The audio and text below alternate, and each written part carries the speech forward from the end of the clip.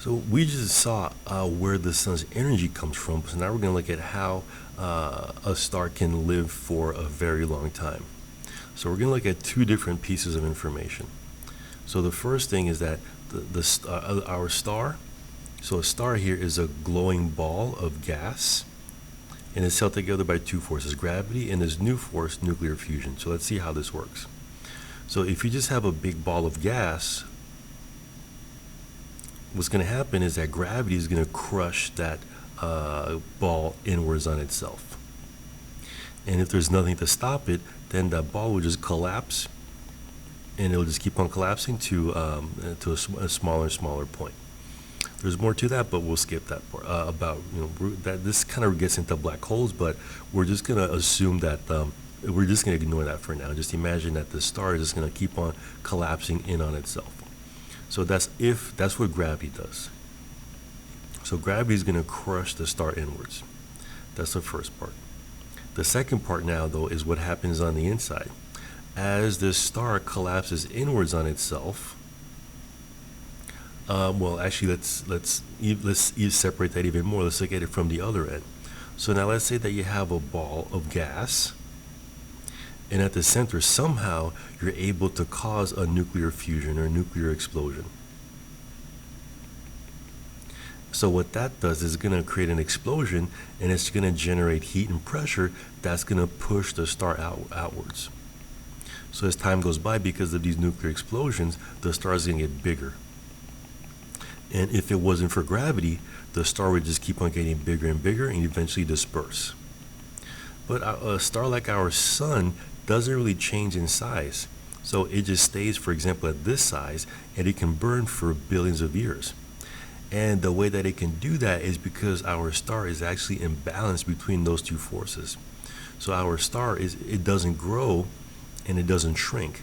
So the reason why is because it's in balance between gravity that wants to crush it inwards and the nuclear explosions from the inside that want to push it outwards. And if these two forces are the same size, then the star can neither grow or shrink. So it's going to stay the same, and it's going to stay the same, size as well. The star itself, its diameter is not going to change, so it's going to stay the same physical size. And we're going to consider that to be what a normal star is.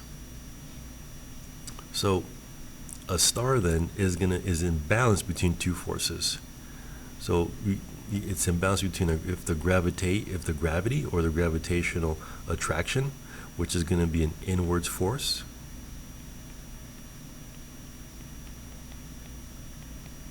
so if this inwards force equals the outwards explosions from the nuclear force, so if that equals the outwards force that's trying to blow the star up and rip it apart, so it balances the outwards force from the nuclear explosions,